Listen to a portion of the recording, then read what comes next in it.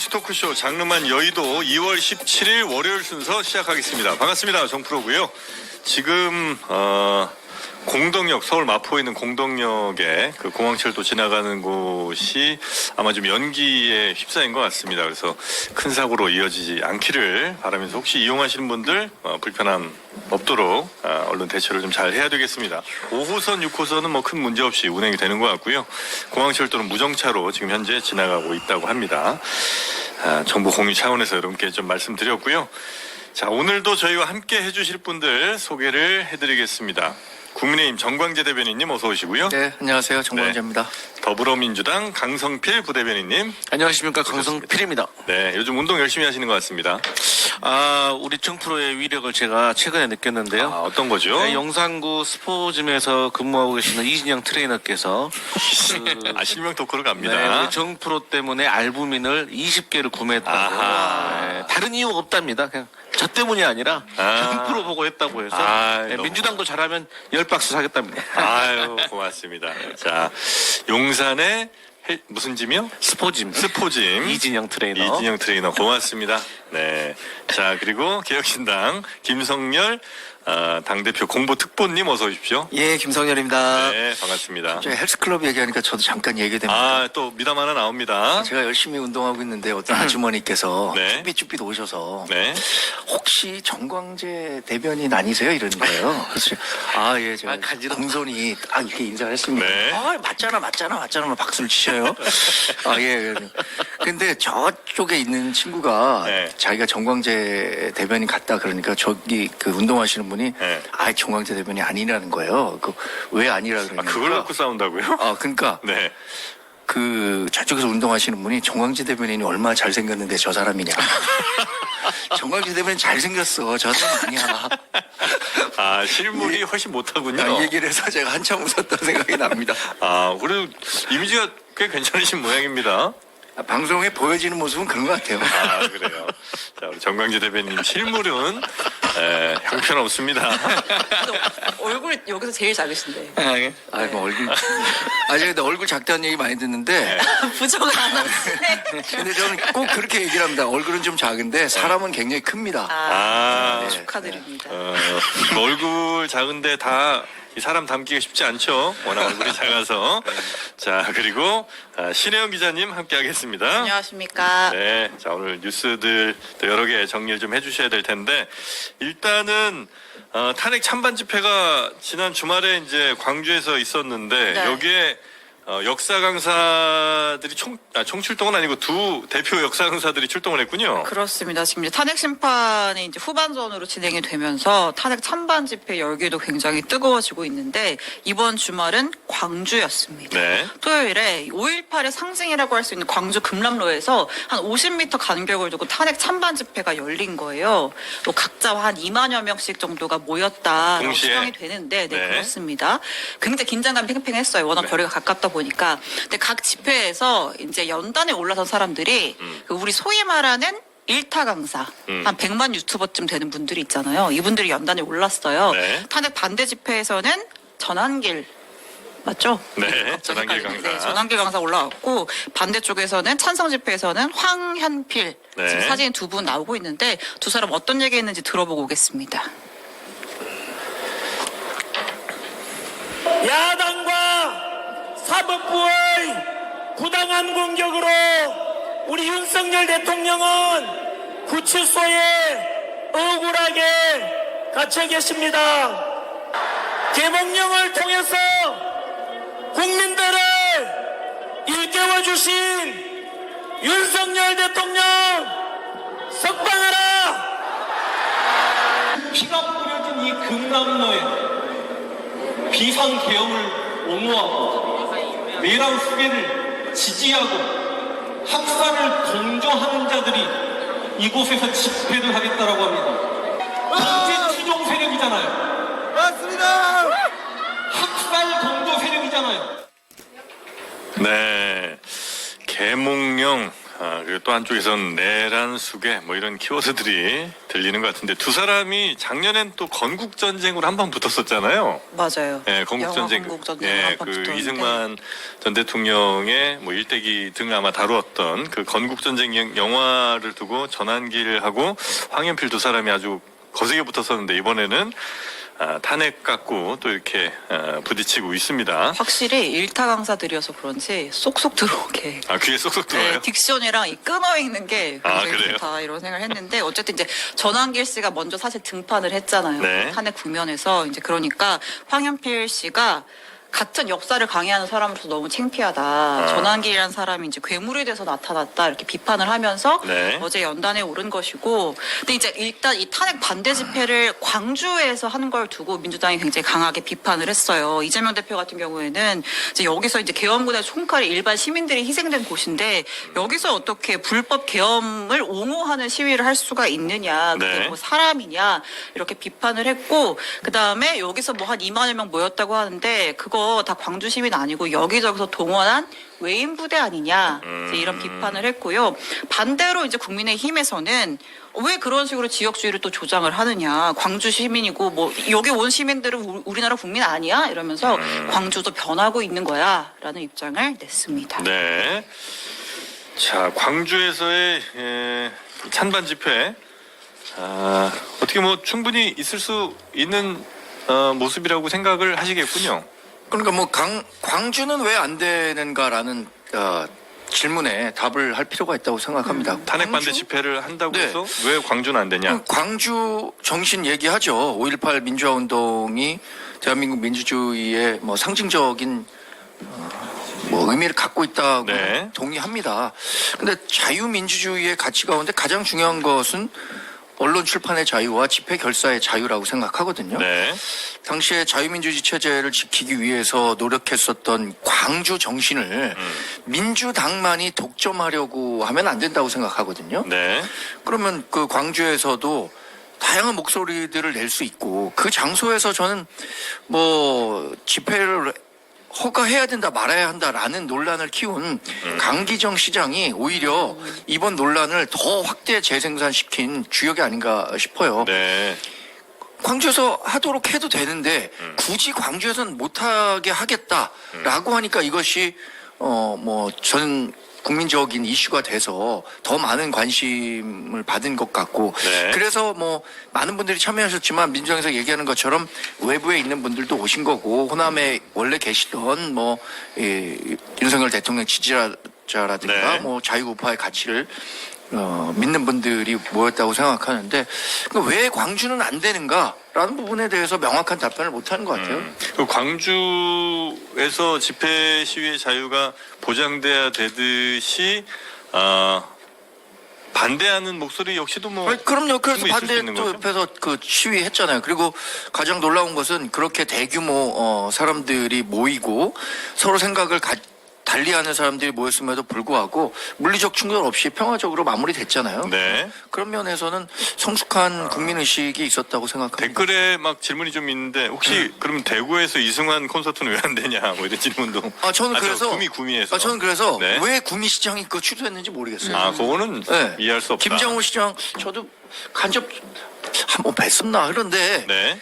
아니 이승환 씨가 거기서 콘서트 하는데 그걸 뭐 굳이 막을 필요가 있나요? 그리고 거기서 안전사고나 이런 문제가 발생할 수 있다면 네. 그게 발생하지 않도록 잘 준비하고 장치들을 마련해 놓으면 되지. 못하게 할 이승환 건 씨가 아니었다. 가서 공연하는데 그걸 뭐 막을 필요 있었나요? 네, 알겠습니다. 자, 혹시 강성필 대변인님?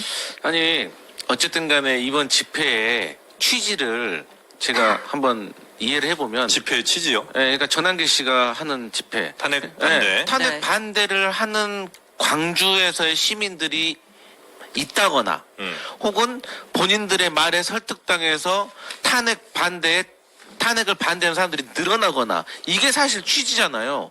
근데 그냥 전국에 있는 탄핵 반대하는 사람들을 그냥 광주로 모여라 이거밖에 안 되는 거예요. 그래서 광주 시민들을 설득하는 데는 저는 실패했다고 생각을 하고 일단 표현을 자꾸 얘기하시는데 아니 언론사에다가 단전단수 명령하고 시도하고 또 국회에는 이미 단전까지 한 게 드러난 이 판국에서 표현의 자유 얘기하는 것이 적반하장인 것이고요. 그다음에 5.18 정신을 전한길 씨가 얘기하더라고요. 진짜 가관입니다. 가관. 예? 5.18은요 군사 쿠데타에서 군사 독재로 이어진 것에 대해서 광주 시민들이 맨손으로 맞서 싸운 거예요. 그런데 이번에 비상계엄은 일종의 친위 쿠데타예요. 그래서 이 친위 쿠데타를 통해서 헌법기관인 국회하고 선관위를 총을 든 군인들이 점령하려고 했던 거예요. 거기에 대해서 시민들과 야당 의원이 막아낸 거고 일부의 국민의힘 여당 의원들도 동참해서 같이 막아낸 거예요. 네. 근데 이게 어떻게 5.18 정신하고 같을 수가 있습니까? 그리고 부정선거 의혹을 계속해서 제기하고 있는 전한기 씨는 본인 말처럼 전자개표 시스템이 조작됐다고 했기 때문에 수개표를 해야 된다고 주장을 했잖아요. 근데 이게 사실이 아닌 게 다 드러났잖아요. 그러면 거기에 대해서 사과를 해야죠. 이 사람 역사를 가르치는 사람이잖아요. 그 역사라는 건 뭡니까? 과거에 있는 사실들을 전달하는 거예요. 사실관계가 틀렸으면 잘못했다고 말을 해야지. 그런 말을 안 하고 무슨 헌법 재판관들에 대해서 편향됐다고 하고 이 객관적인 근거도 없어요. 그래서 네. 이러한 주장들을 광주 와서 했다는 것은 상당히 광주 시민들로서는 불쾌하다. 모욕적으로 느낄 수 있다. 모욕적인 거죠. 네. 이게 집회의 자유, 표현의 자유를 보장하는 거는 좋아요. 네, 할 수 있습니다. 근데 이게 상대편에 대한 존중이 없이 이루어지는 자유는 폭력이에요. 광주라는 곳이 어떤 곳입니까? 아직도 그 자기의 친구들, 자기의 부모님, 자기의 형제들이 안타깝게 돌아가신 그 아픔을 그대로 갖고 있는 곳이에요. 그런데 사람이 죽는 것만큼 그런 엄청난 아픔을 겪은 곳에 굳이 가서 해야 되느냐? 우리가 교회 전도 아무 데서나 할 수 있어요. 근데 절 앞에 가서는 안 하잖아요. 아니 그렇잖아요. 그러니까 이게 서로 간에 도의라는 게 있는 거예요. 네. 굳이 광주에 가서 남들을 자극해 가면서 그렇게 할 필요가 있느냐라는 측면에서 이게 바람직하냐? 저는 결코 바람직하지 않다고 봐요. 네. 이런 식으로 해서 그냥 상대편을 자극하고 움직이려는 그런 어느 아주 저열한 의도가 깔려있지 않고는 굉장히 나쁜 행동이었다라는 생각을 합니다. 네.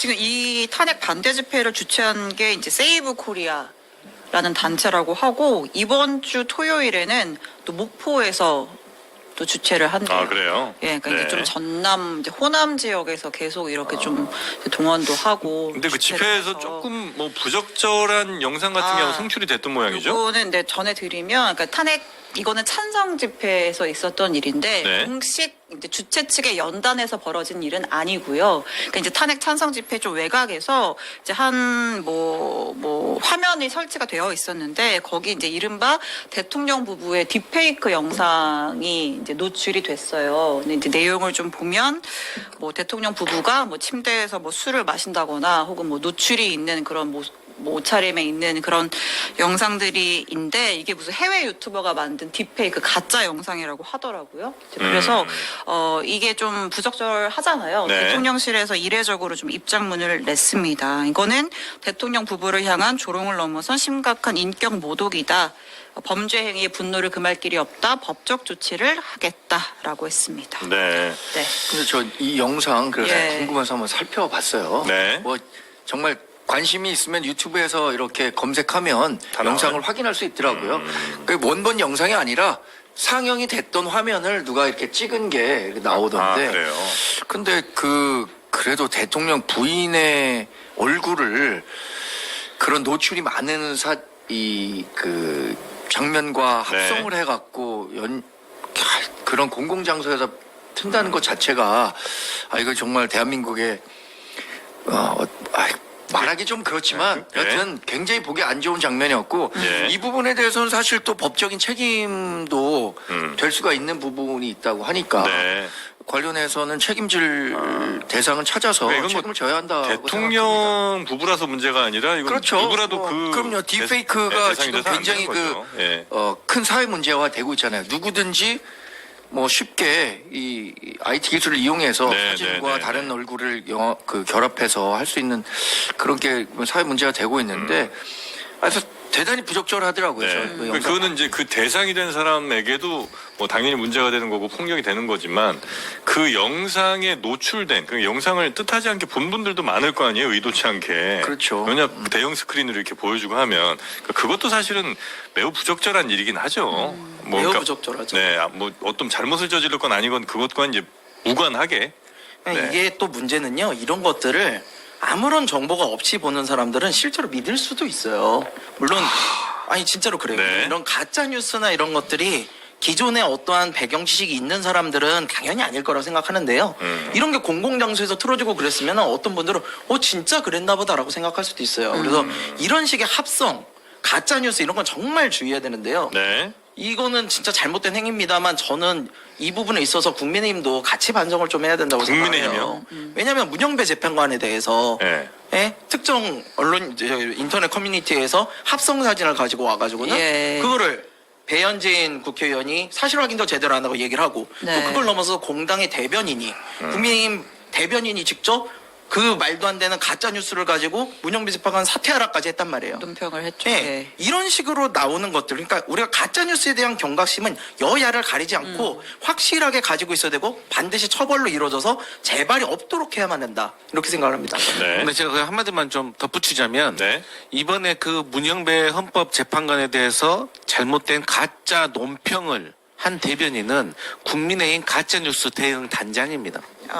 가짜뉴스 대응 단장이 가짜뉴스를 퍼뜨리면 됩니까?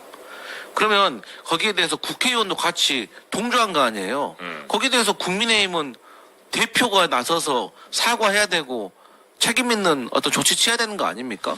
민주당한테만 무슨 일만 생기면은 왜 뭐 이재명 대표는 조치 취하지 않느냐, 왜 민주당은 감싸고 도느냐 이런 얘기 하는데 저는 그런 비난할 거면은 이번 기회에 한번 보여주셔야 된다. 저는 그렇게 생각합니다. 네. 그 대변인이 가짜뉴스 대응 단장이에요? 검색해 보세요, 나와요.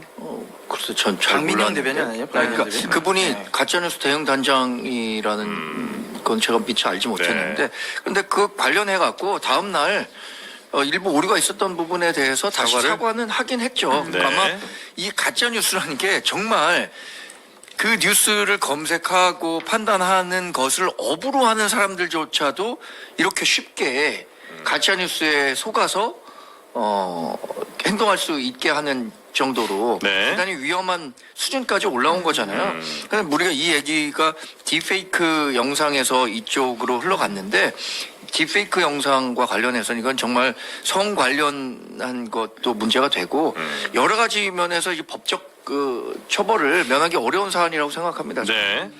박민영 대변인은 이제 네. 미디어 특위 가짜뉴스 대응 단장을 맡고 있는 게 맞습니다. 작년 네. 12월부터 맡고 있고, 근데 저 궁금한 게 이제 국민의힘 이제 뭐 현역 의원들 중에 이제 탄핵 반대 전선에 계신 일부 의원들 있잖아요. 윤상현 의원이랄까, 윤상현 의원이랄까, 그분들과 정광훈 씨의 관계 설정은 어떻게 되는 거예요? 약간 지금 사이가 갈라진 건가요? 아니 원래는 네. 이 체포되기 전에 관저 앞에서 집회를 할 때는 이제 그 정광훈 씨가 주최하는 집회에 나가서 이른바 광화문파의 집회에 나가서 이제 90도 인사도 하고 이제 멘트를 했었는데 최근 들어보니까 지난 15일인가 그 금요일날 집회인가에서는 거길 안 가고 그 여의도파 신흥 그 세력 있잖아요. 거기 가가지고 석동현 변호사랑 같이 막 인사를 하면서 뭐 우리가 매주 목요일엔 여기에서 앞으로 인사를 드리도록 하겠습니다. 막 이러더라고요. 그 두 분의 관계에 대해서 잘 모르겠습니다. 그런데 전광훈 목사는요, 네. 우리 당 소속 아닌 거 아시죠? 자유통일당이라는 예, 당에 네. 포함돼 있고 네. 거기서 활동을 하시는 분이고 네.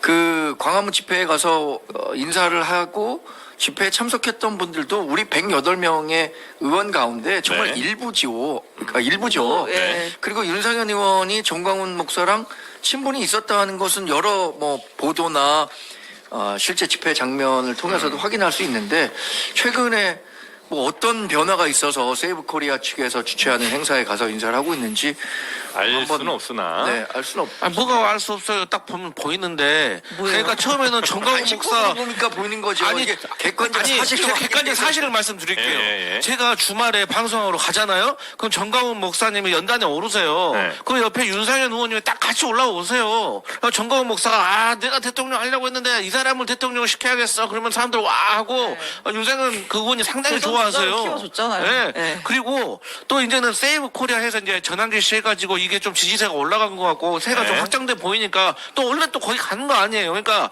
처음부터 저희 민주당에서 윤상현 의원이 왜 저러실까라고 분석을 했을 때 우리가 말을 했잖아요. 관저 앞에 달려갈 때도 다 각자의 정치적인 목적이 있으니까 가는 거라고. 윤석열 대통령을 정말로 위해서 가는 게 아니라고 제가 말했잖아요. 그것들이 다 보여지는 거예요. 지금 현재 판단할 때는 이쪽이 더 좋다고 이제 세가 판단을 좋다? 해서 근데 또 네. 이제 어떻게 현실 정치에 이어지냐면 네. 정강훈 목사와 관련된 이 자유통일당 분들은 그 집회에 가잖아요. 네. 그럼 당원 가입이라든가 엄청 맹렬하게 받고 있거든요. 아. 이분들이 향후에 국민의힘 대선 경선에서 큰 영향을 미칠 수가 있어요. 왜냐하면 이분들의 조직력이 어마어마하거든요. 네네네. 지금 말씀하신 게 자유통일당 행사임에도 불구하고 국민의당 입당 원서를 받고 있다는 거잖아요. 국민의당이요? 국민의힘의 당. 아니요. 자유통일당 입당 원서를 받는데 자유통일당 입당 원서와 국민의힘과 그분들이 예를 들어서 그 대선 경선에서 네. 국민 그 투표단 그다음에 뭐 당원 투표 이렇게 포션이 나눠져 있을 거 아닙니까? 아니, 그러니까 거기에서 영향력을 미칠 수가 있죠. 충분히. 국민의힘은 국민의힘 책임 당원과 네. 우리 일반 지지자들 중에 여론을 바탕으로 5대5로 하는데 자유통일당 당원 가입을 받아갖고는 우리 당에 영향을 미칠 수가 없는 거죠. 우리가 걱정하는 건 사실 자유통일당 이면서 예. 국민의힘 책임 당원으로 가입돼 있는 이중 당적자 문제들이 심각하다. 저 그 말씀 드리려고 했는데 말씀해 규모가 주셔서 얼마나 감사합니다. 돼요? 그 규모가 얼마가 되는지 정말 알 수가 없어요. 왜냐하면 그 부담이 우리나라는 어마어마해요. 이중 당적을 그러니까 아마. 예.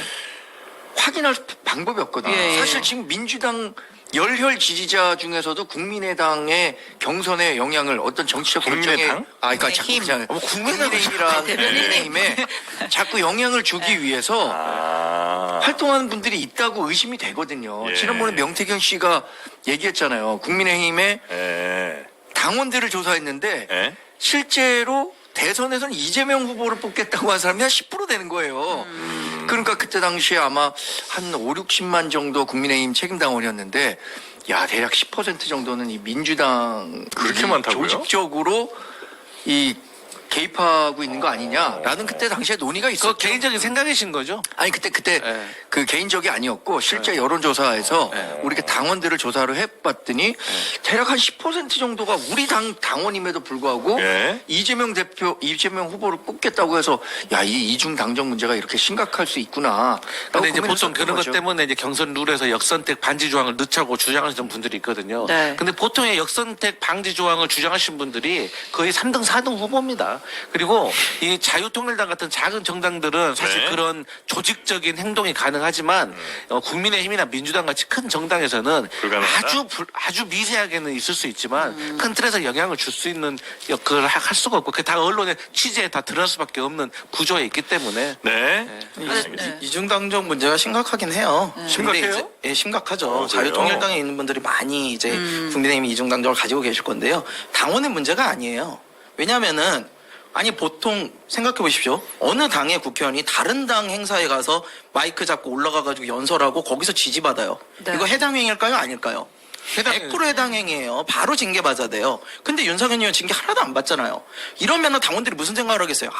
저기 가서 당원해도 똑같구나 우리랑. 그러니까 이중당적이 생기는 거예요. 그런 거에 대해서 아무런 조치를 안 하고 있으니까 당원들은 당연히 헷갈려서 여기나 라고 하는 거죠. 그러니까 이런 문제에 대해서는 국민의힘 지도부에서 선을 그어줘야죠. 야 우리 다른 당이야. 가면 안 돼. 저기 가면 안 돼라고 했는데 그걸 안 하니까 발생하는 거죠. 그러니까 예를 들어서 민주당하고 조국혁신당하고는 네. 쉽게 말해서 우리가 세빙선이라고 해가지고 어쨌든 같은 계열에 있는 걸 서로가 인정을 하잖아요.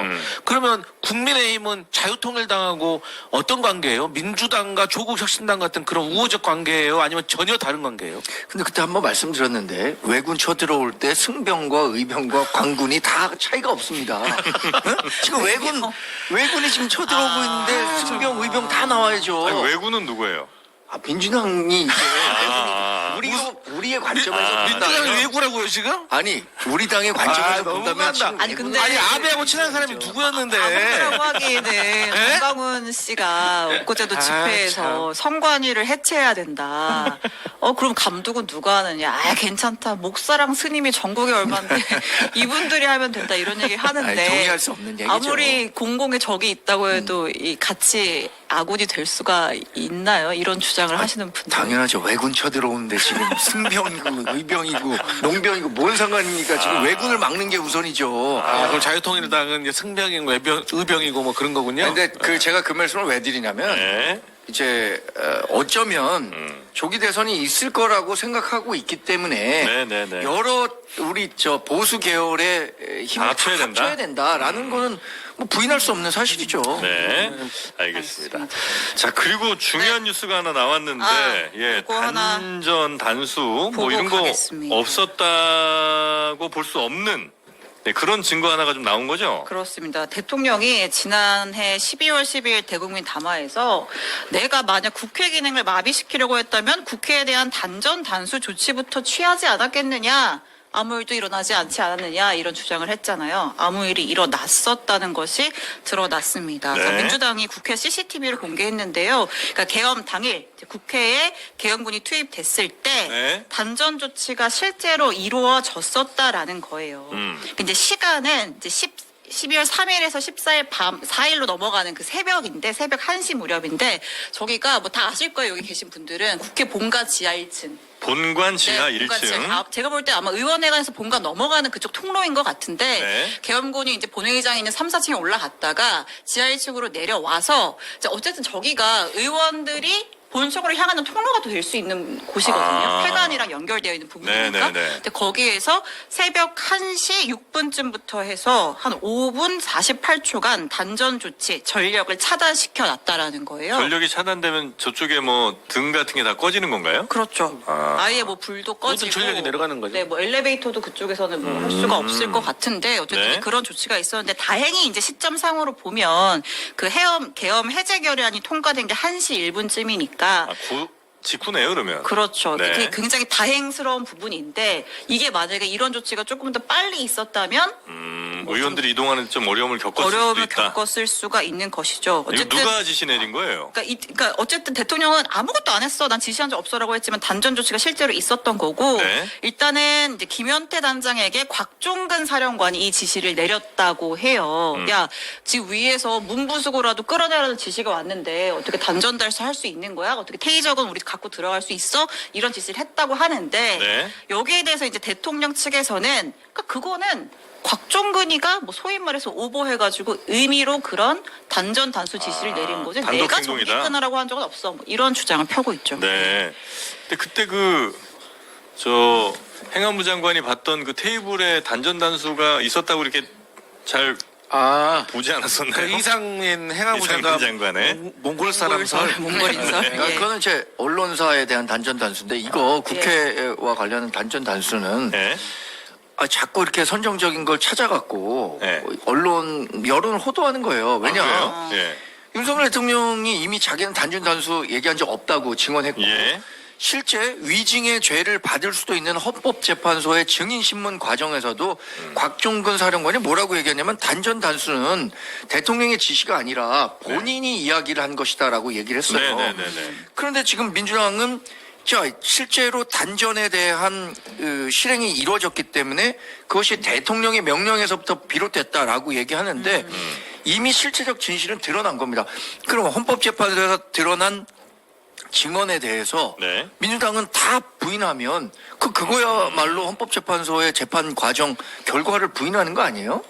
그러니까 네. 이거 자꾸 재탕 삼탕으로 대통령이 단전 단수를 지시했다라고 하는데 명확하게 밝혀진 사실은 대통령은 직접적인 지시를 하지 않았고 네. 중간에 명령을 이행하는 과정에서 곽종근 사령관이 이게 필요할 수도 있겠다라는 생각해서 맨 마지막 단계로 전달이 될 가능성은 있는 거죠. 그럼 이제 구체적인 지시가 뭐 단전을 해라, 뭐 지하 1층에 있는 전기 내려라 이렇게는 안 했더라도 예를 들면 의원들의 통행이 있을 수 있는 곳에 그걸 차단해라 뭐 이런 거에서 구체적인 행동 방식으로 사령관이 그렇게 단전을 했을 수도 있잖아요. 그렇죠. 예. 예, 그렇다면 그 죄가 그렇다고 그 책임이 대통령이 없다고 할 수 있나요? 예를 들면 의원들을 움직이지 못하게 하라는 그 명령 자체에 그런 것들이 포함됐다고 볼 수 있는 거 아니에요? 아니 그거는 법적으로 굉장히 차이가 크다고 봅니다. 그런가요? 그러니까 지금 헌법재판소에서도 실제 대통령의 명령이 있었느냐 없었느냐 이거 굉장히 중요한 사실이기 때문에 증인신문 과정에서도 굉장히 중요하게 다뤄지고 있는 거고 지금 이 문제 같은 경우에는 현장 상황에 대처하기 위한 곽종근 사령관의 네. 지시였지 이걸 대통령이 이렇게 하려고 했다라고 민주당이 그럼 예를 들어서 얘기하는 것은 옳지 네, 않다는 거죠. 의원들 잡아서 끌어내라고 이제 그냥 명령을 했는데 그 실행하는 사령관이 케이블 타이를 준비해서 케이블 타이로 묶었을 때 내가 케이블 타이로 묶으란 짓은 하지 않지 않았냐 이렇게 얘기를 하더라도 의원들을 끄집어내라고 할 때 그 구체적인 실행 방법으로 케이블 타이를 썼을 수도 있잖아요. 이건 뭐 실제 일어난 일은 아닙니다만. 지금 얘기한 거는 예. 그 대통령은 끌어내라고 얘기한 적이 없다는 거 아, 뭐 그건 없다고 얘기한 건데 네. 그분은 그게 들었다는 거고 네, 그걸 이제 헌법재판소에서 재판관들이 판단할 부분이고 네네. 그거에 대한 최종 책임이 어디에 있느냐 그건 재판관분들이 판단해야죠. 알겠습니다. 이 단전 단수와 관련해서도 네. 본인은 그런 지시를 하지 않았는데 곽종근 사령관이 했다라고 한다면 이 책임을 대통령에게까지 물을 수 있느냐 아니면 곽종근 사령관에게만 물어야 단독으로 하느냐 물을 수 있느냐. 그것도 재판관이 판단해야죠. 네, 네. 그것은 대통령에게 물을 겁니다. 왜냐하면 아니 대통령이 문부수고 들어가서 의결정력서 150명 안 되게 하라고 했어요. 그러니까 그런 과정 속에서 단전 단수나 퇴적언이라는 것을 곽종근 사령관이 생각을 했을 수도 있는 거거든요. 그리고 결론적으로 그럼 대통령이 의결정력서 안 되게 150명 안 되게 하라는 명령을 안 했다고 하면 곽종근 사령관이 왜 단전 단수라든지 퇴적언이라든지 케이블 타이라든지 이런 걸 생각을 했겠어요. 우리가 영화 보면은 그 조직의 보스가 행동대장한테 야 상대방 공격해 할 때 야 차는 무슨 차를 준비하고 몇 대를 때리고 야 머리 때리지 말고 꼭 가슴을 때려라 이런 거 일일이 다 알아서 말합니까? 야 네가 가서 선 좀 보고 와라 그러면 알아서 하는 거지. 그러니까 이것은 정확히 윤석열 대통령이 나 혼자 살려고 하는 것밖에 안 되는 거예요. 아니, 윤석열 대통령이 이런 지시를 안 했다면 왜 곽종근 사령관이 그런 것을 생각이라도 했겠습니까? 그리고 이미 사실관계로 드러난 것이고 이상민 장관이 윤석열 대통령 책상에서 봤던 단전 단수는 언론사에만 한정되는 거다라고 선것 건데 이게 모든 종합적인 정황 증거가 된다는 것이고 물론 탄핵 재판에서는 이거 하나 가지고 일일이 따지진 않겠죠. 왜? 그냥 탄핵이냐 아니냐. 하지만 이제 이건 형사재판에서는 다 양형이 정해질 것입니다. 네. 단전을 왜 하려고 했는지가 중요한 거예요. 예. 국회 본회의장 창문이 없어요. 국회 본회의장 단전되면요 아무것도 할 수가 아무것도 없어요. 전자 깜깜해서. 투표도 못 하지 않아요? 못하죠. 예. 아니 카메라들도 다 전원 나가가지고 비추지도 못해요. 단전이 되면 그렇죠. 네. 결국 단전은 계엄 해제를 막기 위한 수단인 거예요. 그러면 윤석열 대통령이 무엇을 지시했느냐? 그 곽종근, 이진우 두 사람이 얘기하기에는 끌어내라고 문부수고 끌어내라고 해요. 이 얘기는 계엄 해제를 막으라는 이야기거든요. 그럼 계엄 해제를 막기 위한 의도로 포괄적 명령으로 이해를 하면 앞서 얘기한 것처럼 아니 계엄 해제 못하게 해라고 했으면 그 수단이야. 위임을 했다고 볼 수 있는 거죠. 그래서 저는 이 부분에 대해서 대통령이 단전 이야기는 안 했어. 이거는 너무 구차한 변명이라고 생각합니다. 네. 사실 이런 내용들이 헌법재판소 지금 한 8차까지 진행된 변론기에서 다 나왔기 때문에 이제 헌재가 이제 증언의 신빙성 같은 걸 잘 판단을 하겠죠. 이제 그리고 이번 주에 2번이 더 잡혔잖아요. 네네네. 이제 9차 내일 있는 내일하고. 게 있고 그다음에 목요일에 10차가 있는데 내일 있는 거는 그냥 증인은 안 나오고 이제 양측에 나와서 여태까지 증거 조사한 거 탄핵에 왔는 입장 한 2시간씩 들어보는 거고 이 목요일 10차가 좀 중요한데 이날 3명의 증인이 추가로 나옵니다. 한덕수, 홍장원, 조지호 경찰청장 이렇게 3명의 증인 신문이 나오는데 어쨌든 이제 대통령 측에서 강하게 좀 요구를 했고 헌재가 그래 들어볼 거 다 들어보겠다라고 이제 수용을 해준 거예요. 자 근데 일단은 그럼 이 증인 신문기일이 늘어난 만큼 다음 주에 그럼 이제 최종 변론을 할 가능성이 높고 탄핵의 선고 결과가 나오는 시점이 한 3월 중순쯤이 되지 않겠냐? 일단 이런 관측이 있고 또 하나의 변수가 있다면 네. 이 20일이 대통령이 형사재판도 받아야 되는데 20일이 또 공판준비기일이에요. 이번 주 목요일이요. 예. 네. 그래서 이제 대통령 측에서는 둘 다 못한다. 미뤄달라. 그럼 이제 저희가 사실은 뭐 관측이긴 했습니다만 처음에는 8차로 끝날 거라고 생각해서 뭐 탄핵 선고일이 2말 3초 뭐 이런 식으로 예상을 하기도 했었는데 네. 지금 적어도 3월 중순은 돼야 좀 결과가 나올 가능성이 커진 상황이에요. 네, 조금 일정이 미뤄졌다. 네. 저 대통령 변호인 측에서 중대한 결심 그러니까 헌재가 이렇게 자꾸 일방적으로 하면 우리 중대한 결심 할 수 있다 이제 이런 얘기를 하면서 그때 하야 얘기가 잠깐 나왔었는데 아니라고 이제 부정을 했었고요. 네. 근데 조갑재 씨 그 보수 평론가라고 해야 되나요? 그렇죠. 예, 보수 평론가. 이분이 하야를 다시 한번 가능성에 대해서 얘기를 좀 했군요. 그러니까 조갑재 씨의 주장은 뭐냐면 예? 어차피 탄핵된다. 8대 0으로 탄핵된다.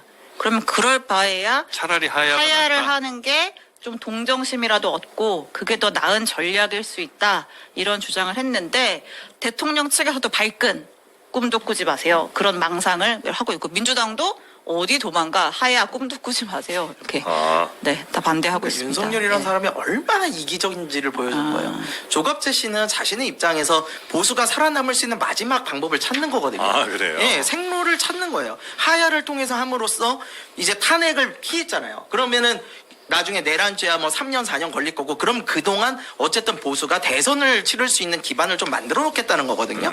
근데 윤석열 씨는 그런 생각이 1도 없어요. 그냥 이 사람은 내가 오라. 내가 국회에 군대 침입한 거? 침투한 거? 왜? 부정선거 때문에 지금 나라가 거꾸로 돌아가고 국가 세력들이 저렇게 횡행하는데 저거 다 잡아넣어야지. 싹 쓸어버려야지.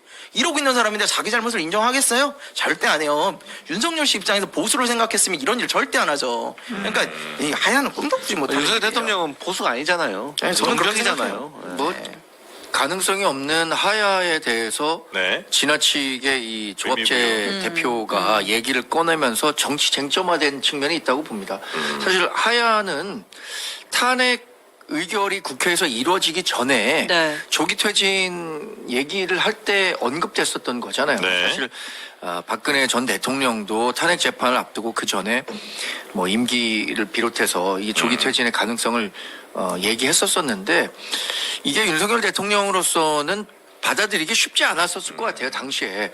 그래서 조기 퇴진과 관련해서 분명히 당과 정부의 임기를 포함해서 일임하겠다라고 했는데 네. 이후 상황 변화에 따라서 본인이 그 말을 거둬들이고 탄핵 재판에 응했기 때문에 예. 실제로 윤석열 대통령을 비롯해서 그 변호인단 측 내에서는 하야와 관련한 얘기가 전혀 없었는데 예. 김성열 특보가 얘기한 것처럼 혹시 하야라는 카드가 훨씬 더 다음 대선이 치러진다면 더 유리하게 작용할 수 있지 않을까라는 희망 섞인 얘기를 한 것 같아요. 유리하긴 유리해요 그렇게 하면 별로 그럴 것 글쎄 같지도 뭐 않은데.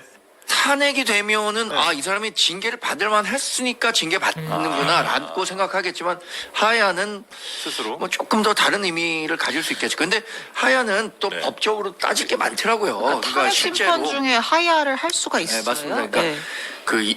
이게 공무원들은 임명권자가 그 사람의 사퇴를 받으면 안 된다는 규정이 있는데 네. 대통령은 임명권자가 없다는 거예요. 예.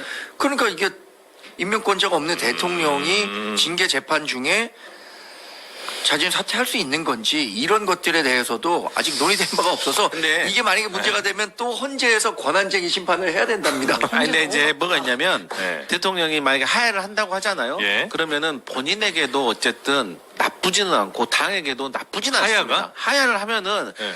저는 모든 면에 있어서 윤석열 대통령이나 국민의힘에게 좋은 건 좋았으면 좋았지 나쁘진 않다.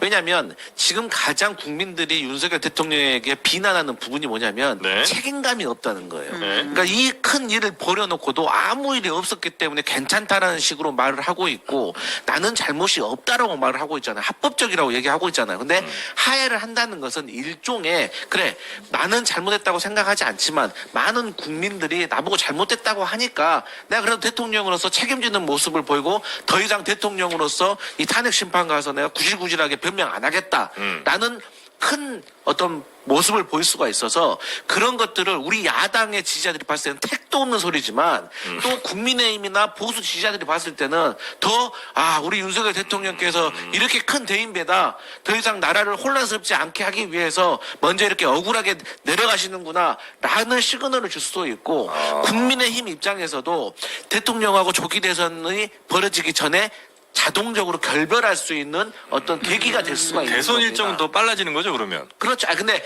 말씀하셨던 것처럼 네.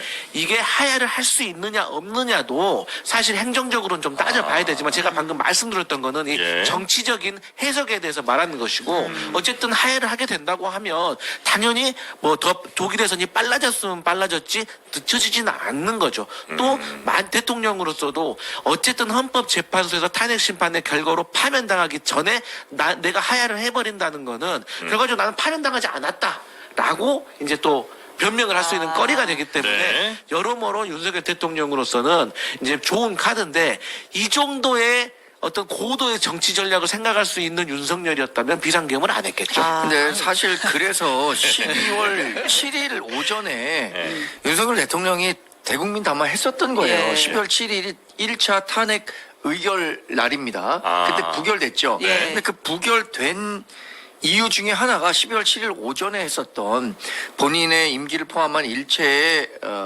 거취를 포함한, 예. 거취를 포함해서 네. 당과 정부에 이임하겠다라고 네. 했어서 그때 이제 우리 당의 이탈표가 적게 나와서 네. 1차에 부결됐었는데 8일에 한동훈 대표와 한덕수 총리 공동 담화가 있었고 네. 그 이후에 본인이 했었던 이야기들을 걷어들이고 다시 국정에 돌아오려는 모습. 예를 들어서 국무회의를 열었고 하려고 했다든가 인사권을 행사하고 국방부 장관을 그때 당시 한기호 의원을 네. 지명을 하려고 했다든가 이런 움직임이 보이면서 이게 다 어그러지고 탄핵까지 간 건데 그래서 탄핵으로 가면 이런 국론 분열이 대단히 심각하게 이루어질 수 있기 때문에 그 임기를 이제 단축하는 네. 조기 퇴진과 관련한 논의가 있었던 건데 그게 이루어지지 않은 것은 저는 지금으로서는 아마 윤석열 대통령 후회할지 네. 안 할지 모르겠는데 우리 당을 사랑하는 분들은 그때 차라리 조기 퇴진 일정으로 갔었으면 지금과 같은 갈등은 없지 않았을까라고 근데 생각할 수도 있을 것 같아요. 맞는 말씀인데 근데 하야가 지금 말이 안 돼요. 그러니까 가능성이 예, 없는 아예 말이 안 되는 게 아예 말이 안 되는 게 이런 거예요. 쉽게 말씀드릴게요.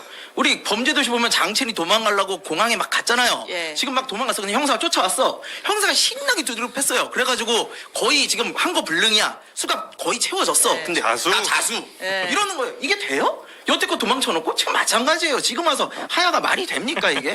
공무원들은요 원래 이 정도 네. 이제 문제가 있고 징계가 진행 중이면 자진 사임이 안 돼요. 못 받아줘요. 앞에서 말씀하신 것처럼 대통령이 임명권자가 없다 보니까 이게 특수한 경우일 뿐이지 원래 이게 안 된다고요. 그리고 대통령이 정확하게 말하면 왜 임명권자가 없겠습니까? 대통령이 임명권자는 국민이에요. 국민들이 뽑은 거 아닙니까? 그러면은 국민을 대표하는 국회에서 하면 되잖아요. 저는 이런 거 하야 말도 안 되는 일이라고 생각합니다. 네. 하야 안 하실 것 같습니다. 네. 많은 말씀까지만 의미는 하시지 없는 것 뭘 같아요. 또 이렇게 또. 네. 자, 일단 뭐 그 외에도 뭐 윤석열 대통령 네. 뭐 테마파크 얘기도 있는데 뭐 이런 거 좀 넘어가고. 근데 그거 하나만 네. 물어줄게요. 국민의힘 오늘 또 헌재를 가던데 네. 한 세 번째인가 네 번째 항의 방문을 가는데 가는 인원이 갈수록 좀 늘어나는 것 같아요. 한 40명 정도의 의원들이 헌재를 간다고 하더라고요. 근데 이게 좀 도움이 될까요? 그래서 뭐 헌재는 네.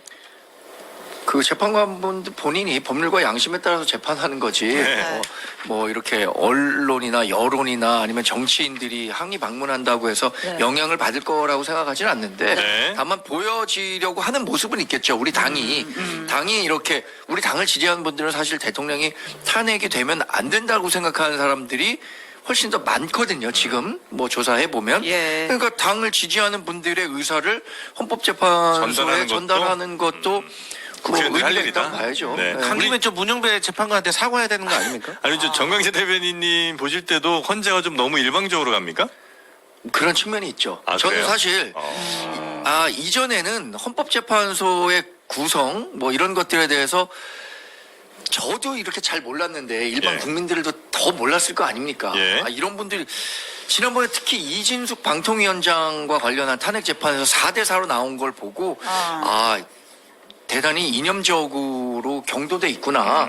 어쩌면 정치 진영을 자신들이 대표해서 왔기 때문에 본인들의 정치적 후견인들을 대표하는 마음을 갖고 있는 것은 아닌가라는 뭐 일말의 의구심은 생깁니다. 알겠습니다. 네. 아니, 저는 갔으면은 진짜 네. 사과해야 된다고 봐요. 아. 항의가 아니라 사과하러 가야죠. 문영배 권한대행한테. 아니, 그럼요. 그럼요. 재판관 아니 문영배 재판관이 태어나서 언제 이런 모욕을 받아봤겠어요. 이렇게 판사 우리 헌법 재판관들은요 판사를 굉장히 잘하신 분들만 뽑아가지고 15년 이상 하신 분들 중에 또 다시 선택을 해가지고 국회나 이런 것을 거쳐가지고 되는 거예요. 네. 이분들 굉장히 영예롭게 사신 분들이라고요. 근데 아니 자기 댓글 달지도 않은 것 같다 합성해가지고 막 하면서 김민전 의원 뭐라고 그러셨는지 알아요?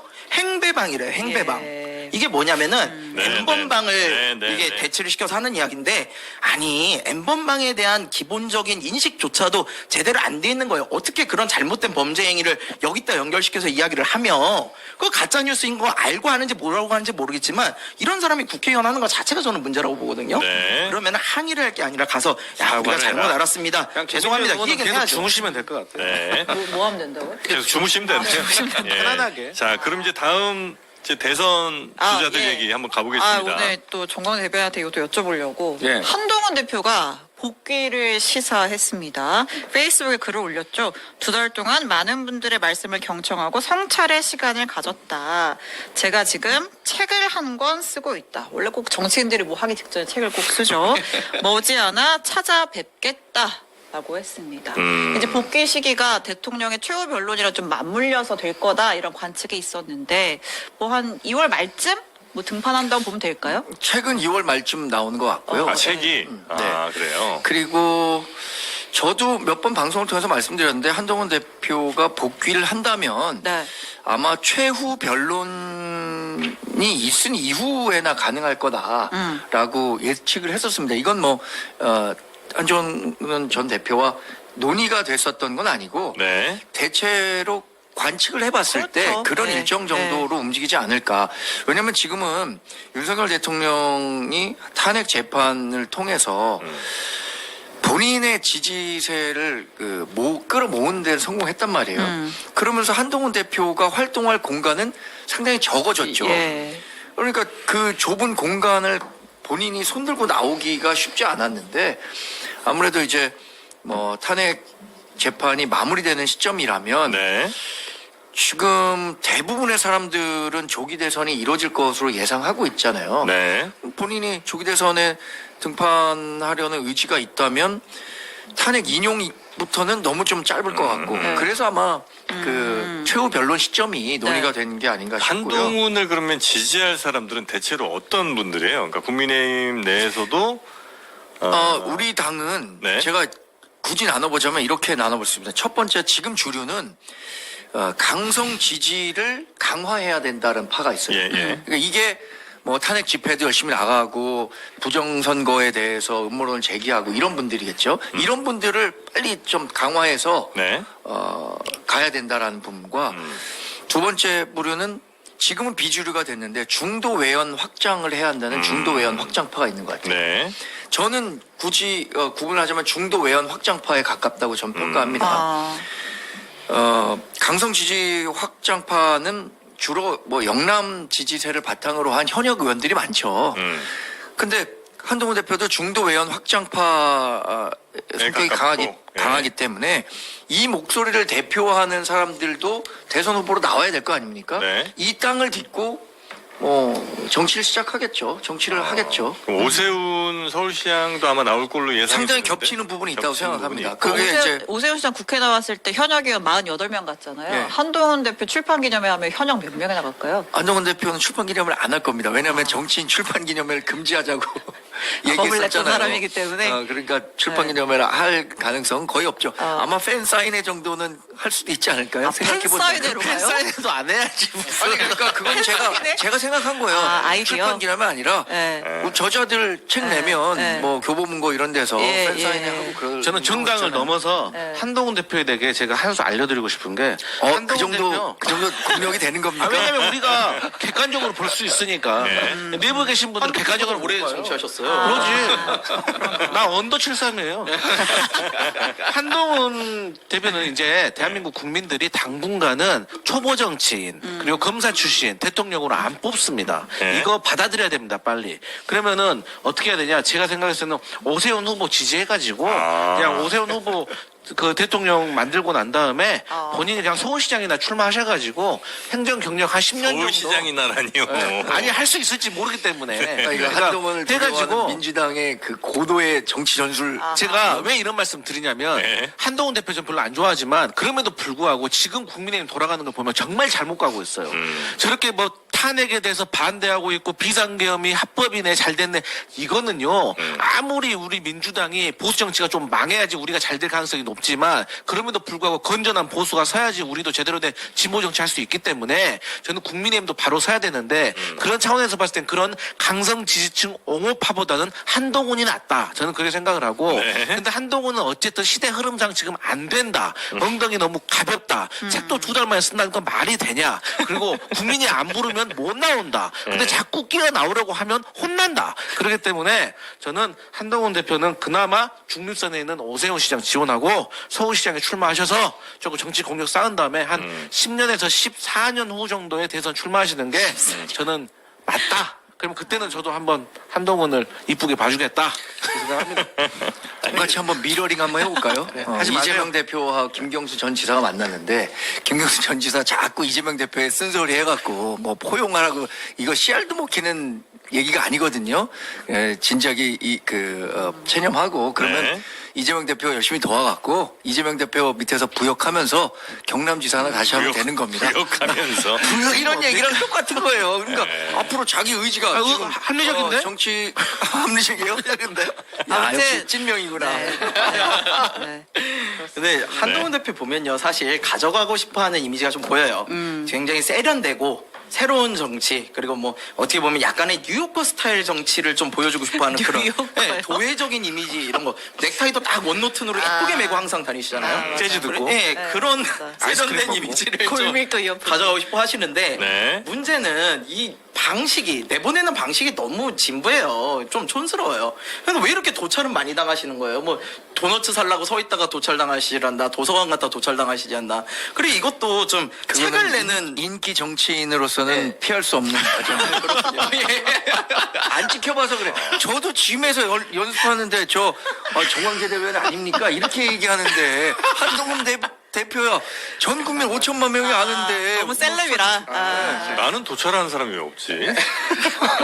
희한하네. 아 이게 도찰로 올라가 버리네 이게 이야기가. 아무튼 국민의힘에서 조기 대선은 조기 대선이라고 말은 못하지만 그 다들 국면은 준비하고 있죠? 시작이 됐다. 오세훈 시장 개원 토론에 나와 김문수 장관 홍준표 시장은 MB 만나러 가. 그리고 둘이 또 싸웠죠? 썰전이잖아요. 그러니까 예? 김문수 장관이 국회 나와가지고 대정부 질문에서 뭐 김구 선생에 대해서 뭐 중국 국적이라는 얘기도 있고 있냐 이런 얘기를 해서 굉장히 큰 논란이 됐는데 홍준표 시장이 바로 때렸어요.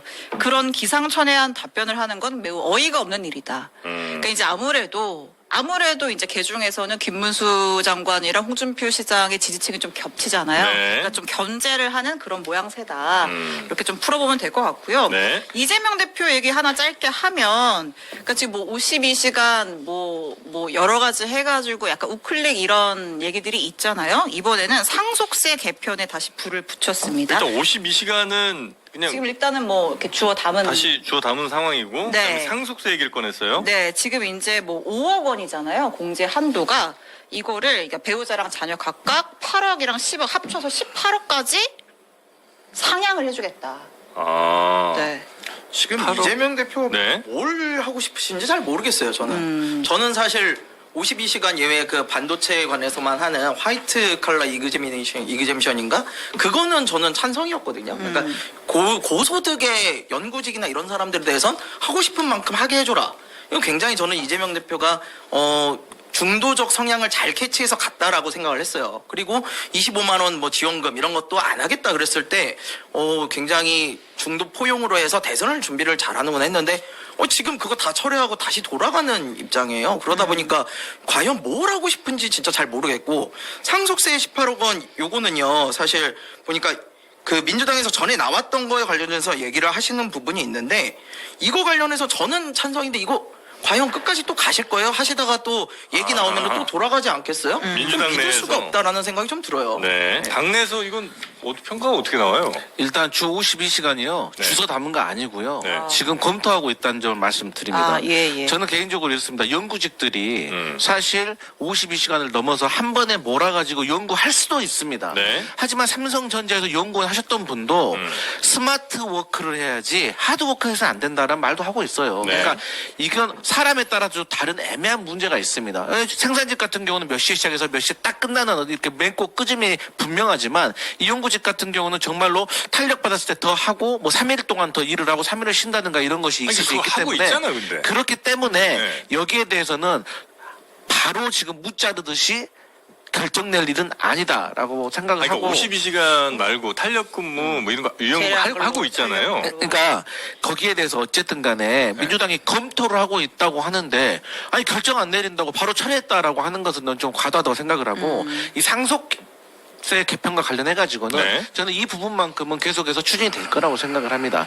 왜냐하면 이게 실리적으로도 봤을 때 네. 저희가 지난 대선에서 0.78로 졌을 때 서울에서 졌습니다. 근데 서울에서 문재인 정부 때 부동산 값이 급등을 해가지고 네. 일종의 상속세에 대해서 뭐 우리 마용성이라든지 한 중산층도 거기에 해당돼서 상속세를 내야 되시는 분들이 많아졌거든요. 그렇기 때문에 이번에는 배우자 공제를 뭐 5억에서 10억으로 일괄 공제를 5억에서 8억으로 해서 총 18억으로 해놓으면 네. 서울이라든가 수도권에서 웬만한 아파트가 15억 선이라고 가정을 했을 때 네. 여기에 대해서 해당이 되지 않기 때문에 집을 팔지 않고도 상속을 할 수 있는 그러니까 시대의 흐름에 맞게 상속세를 개편을 해주는 것이기 때문에 네. 저는 이것은 대선을 준비하는 과정 속에서 저는 관철될 거라고 생각을 하고 다만 이제 자녀 공제를 1인당 현행 5천만 원인데 네. 이것을 국민의힘에서 5억까지 10배를 늘려달라는 거예요. 그런데 사실상 5천만 원 이상을 상속할 수 있는 국민들이 그렇게 많지가 않아요. 10,000명 정도.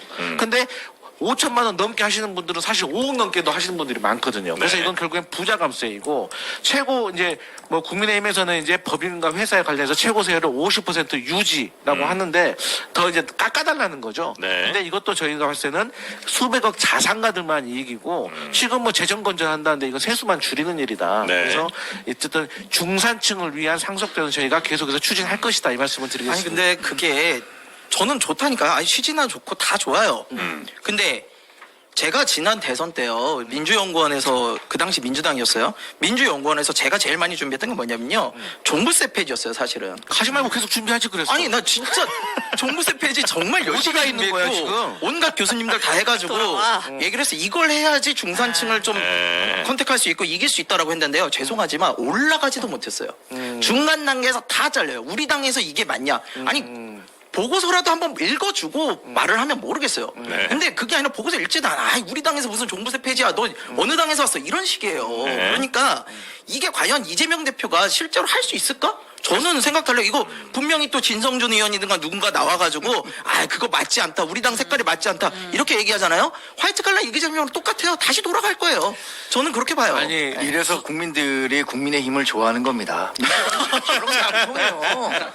민주당은 저런 게 안 통해. 그러니까 실용정당으로 돌아간다면서 실용은커녕 그냥 실언정당으로 가고 있는 거예요. 네. 사실 이 상속세 관련해 갖고는요. 네.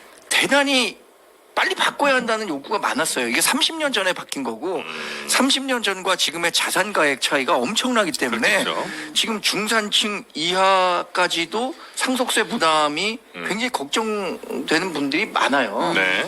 그리고 아까 말씀 잘하셨습니다. 종부세 저도 개인적으로 제가 언론인 시절에 대선을 판단했을 때는 네. 민주당이 제일 잘못한 거는 종부세 기준을 그냥 그 공시가 11억 원으로 한 거예요. 왜냐 상위 2% 가격으로만 했으면은 2%만 그 종부세의 영향을 받는데 네. 11억 원으로 해놓으니까 이게 11억 원은 서울 같은 경우엔 거의 10% 이상의 영향을 받는 거예요. 예. 그 주택 가격에. 네네네. 그러니까 그 사람들이 종부세 한 번이라도 내본 사람들은 야 민주당이 이거 세금만 걷어가갖고 뭐 누구 배불리는 거야 이런 식의 생각을 하게 되거든요. 네. 제가 그래서 어렸을 때 상속세 벨트를 저희가 해소하기 위해서 상속세 개편을 추진한다는 그래서 걸 제가 상속세 말씀드렸어요. 개편 한다고 하는데 저거 나중에 집권하잖아요. 다시 우리 김성열 특보 얘기한 것처럼 제가 그런 얘기 했었나요? 돌아갈 수도 있어요. 왜냐 지난해 7월에 이미 상속세 개편안과 관련해서 정부가 개편안을 내놨었는데 12월 달에 부결시켰습니다. 물론 거기에는 이제 50%를 40%로 낮춘다라는 내용이 포함되어 있긴 했지만 나머지 부분은 민주당이 주장하는 것과 비슷했음에도 불구하고 네. 전혀 논의도 안 하고 폐기했었던 아니 근데 거거든요. 18억으로 이렇게 올렸을 때는 네. 근거가 있을 거 아니에요? 네. 어떤 근거예요? 말씀드렸던 것처럼 네. 이게 상속세를 내는 인원들이 있을 거 아닙니까? 연간. 예. 그게 이제 뭐 몇 명이다. 근데 이게 얼마로 했을 때는 몇 명이다. 이런 그 인원에 대해서 그 명수를 비율을 좀 볼 고려해서. 때 그렇죠. 요 정도 비율은 내야 된다고 판단을 해서 네. 18억 정도를 했다. 정부에서 이런 세제 관련해서 할 때 제일 먼저 그 제일 중요한 게 따져야 사실 아파트 값인 거죠. 예. 아니요. 근데 더 중요한 건 뭐냐면 세수 감소예요. 정부에서는. 근데 이제 18억 정도로 하면요. 그 한 6천억 정도 세수 감소가 발생해요. 아. 예. 그래서 그거보다 만약에 더 낮출 경우에 1조 원도 넘어가니까 네. 그거 하기 좀 어렵고 사실 상속세 관련해서는 우리나라가 다른 나라에 비해서 봤을 때 명목 GDP나 다른 세율하고 비교해서 봤을 때 한 미국 관련해서는 한 3, 4배 정도 높아요. 예. 미국이 그렇게 세금이 많은 나라임에도 불구하고 3, 4배 정도 높다는 걸 봤을 때 상속세 개편은 반드시 필요해요. 네. 그래서 이왕 얘기 꺼내셨으면 제발 도중에 가져가지 마시고 끝까지 좀 갔으면 좋겠습니다. 끝까지 가겠습니다. 예. 지켜봐 주세요. 네. 다시 돌아오세요. 지켜보다가 이거 망부석된 사람들이 많아가지고. 자, 그리고 지금 창원지검에서 그 명태균 씨 수사한 거 이거를 다 중앙지검으로 넘겼습니까? 네, 뭐 그런 소식이 있는 것 이송한다고 같은데요? 합니다. 오늘 뭐 중간 수사 결과 발표한다 그래가지고 무슨 얘기하려나 했는데 네. 이럴 거면 여태까지 왜 잡고 있었던 건지 모르겠는데 네. 근데 관련자 대부분이 다 서울에 있으니까 사건을 서울중앙지검으로 이송한다. 현재 수사팀이 이동해서 합류할 것이다라는 방침을 밝혔습니다. 그거 밝힌 거예요? 예. 그러니까 저희가 처음부터 중앙지검으로 가져가야 된다고 했던 거예요. 근데 중앙지검 안 가져가고 창원에서 가지고 있어가지고 사실 이거 지금 비상계엄하고 상당히 관련이 있는 겁니다. 네. 작년 11월 7일 날 이미 107쪽에 이 명태균 게이트와 관련된 수사 보고서, 포렌식과 관련해서 수사 보고서가 완료가 됐거든요. 이거 윤석열 대통령이 몰랐겠습니까? 이 내용 안 받겠습니까? 그렇기 때문에 명태균 씨가 말하는 거예요. 비상계엄은 명태균 황금폰에 쫄아가지고 한 것이다. 그리고 현재 윤석열 부부와의 280건의 카톡 내용, 그리고 김건희 여사와의 어떤 공천과 관련된 음성 녹취 내용, 이런 것들 다 지금 경찰에게 확보가 되어 있거든요. 저는 이거 빨리 중앙지검에 갈 문제가 아니라 이거는 명태균 특검으로 이건 정리해야 된다. 저는 네. 그렇게 봅니다. 알겠습니다. 이런 게 바로 검찰이 정치 검찰이라고 욕먹는 거예요. 미리 준비를 다 해놨으면 바로바로 옮겨가지고 했어야죠. 근데 지금 탄핵 과정이라든가 이런 거 다 본이라고 사실 이제 넘기는 거거든요. 수사를 이런 식으로 정치 상황에 맞춰가지고 가면 안 되죠. 그래서 이런 부분에 대해서는 진작했어야 되는 부분이 있다라는 네. 그거 하나 마지막 하나만. 네. 그 명태균 특검 27일 본회의에서 처리할 거라는 거잖아요, 민주당이. 27일 좀 남았는데 왜 이때로 정한 거예요, 시점을? 일단 이제 뭐 탄핵 심판과 결부해가지고 예. 일단 탄핵 심판의 내용에 대한 어떤 국민적인 여론, 그리고 그 과정 속에서 국민의힘 대선 주자들과의 어떤 갈등, 그런 것들을 생각을 해서 이건 좀 타이밍이 중요하다고 보고 있거든요. 왜냐하면 네. 국민의힘 대선 경선 구도는 두 가지로 나눠질 수가 있습니다. 하나는 예. 탄핵에 찬성하는 자와 찬성하지 않는 자로 갈 가능성이 있고, 나머지 하나가 명태균 게이트와 관련이 있는 자와 관련이 없는 자로 대선 경선의 구도가 잡힐 수가 있기 때문에 저희는 그런 것도 좀 전략적으로 네, 네, 네. 해나가려고 합니다. 국민의힘 이탈표를 고려한 어떤 네. 고도의 전략이다. 네. 알겠습니다. 아니, 꿈이 큰 것 같아요. 아니 특검도 그런 식으로 정치적으로 가면 안 돼요. 그냥 잘못한 사항은 그때그때 밝히자고요. 타이밍 봐가지고서 누구한테 유리하고 이런 식으로 가지 말고 좀. 이거는 지금 해봤자 100점 100패야 안 돼. 알겠습니다. 지금 국민은 계속 자기네들 대선 후보 흠집내기라고 하는데 아시잖아요. 네. 자, 그리고 아마 여러분들 중 또 상당수 어쩌면 뭐 남편이나 아내가 뭐 구치소에 들어가서 지금 저녁 요리를 하기 좀 어려운 분들이 있을 겁니다. 그때 무슨 말이야? 노동 한식 국물 8종 세트가 있어요. 육개장, 사골오고집국, 콩비지찌개, 설렁탕, 황태해장국, 미역국, 추어탕, 오징어 묵국, 이렇게 8종 우리가 참 좋아하는 국들로 모은 이 8종 국물 세트를 우리 장릉한 쇼핑몰에서 한번 구매해 보시면 혹시 남편이나 아내가 부재 중이더라도 이렇게 편하게 김건희 여사 보고 얘기하는 건가요? 아니요, 꼭 그렇진 아, 않습니다. 그렇지 않습니까? 특정한 건 아니고요. 네. 그런 경우도 종종 있잖아요. 네, 그렇죠. 예, 갑자기 뭐 이렇게 끌려가거나 이런 경우 있으니까 이럴 때 교동 한식 국물 8종 세트 한번 만나보시면 어떨까 싶습니다. 민주당에 자꾸 지나간 거 재탕 삼탕 한다 그러는데 이거 국물은 재탕 삼탕한 국물은 아니겠죠? 요거 이거는 말씀이세요. 그러니까 이건 아, 맛이 없는 걸 거야. 징글징글하다, 진짜. 민주당은 재탕 삼탕을 많이 하거든요. 아, 워낙 그래요? 세상에. 그 맛이 없어. 네. 예. 모두 사랑할 만한 국들 모아놨습니다. 요거 한번 드셔보시고요. 요 구매하시면 네. 하여튼 뭐 이거 탕 구매하셔도 되고 딴 거 구매하셔도 되고 구매자분들 중에 저희가 추첨을 통해서 또 네. 뭘 드리죠? 알부민 2090 힘나는 알부민 2090 남재현 박사의 알부민 2090 울트라 맥스 요거를 드립니다. 아, 여기도 고령화 시대가 반영됐네요. 20대의 건강을 90세까지네요. 그렇습니다. 아, 이제 90대까지. 88. 네. 뭐 2080, 네. 뭐 치약, 88, 치약. 998. 아, 그렇죠. 그랬는데. 네. 이제는 90까지 갑니다. 고령화 시대네. 용산 스포츠맨 이진영 트레이너가 사서 먹고 있답니다. 정프로 때문에. 고맙습니다. 네, 알부민. 자, 세 분은 여기서 보내드리고요. 잠시 후 저희는 김동연 경기지사 모시고 요즘 또 어쨌든 대선 또 주자로 거론이 또 되고 있으니까요. 아니 이렇게 한없이 가볍다가 이렇게 한없이 무거워져도 되는 거예요? 우리 한국사로? 아 근데 하여튼 모르겠고 출연자분들 책임감을 가지고 각 당의 대표분들 빨리 네. 섭외하는데 좀 야 갑자기 아니, 저희는 요새 너무 많이 나오셔가지고. 이렇게 가볍게 방송하다가 아니 그분도 가벼워질 겁니다. 아, 요즘. 그래요? 아. 네, 김동연 지사 모시도록 하겠습니다. 세 분 대단히 고맙습니다. 감사합니다. 네, 고맙습니다.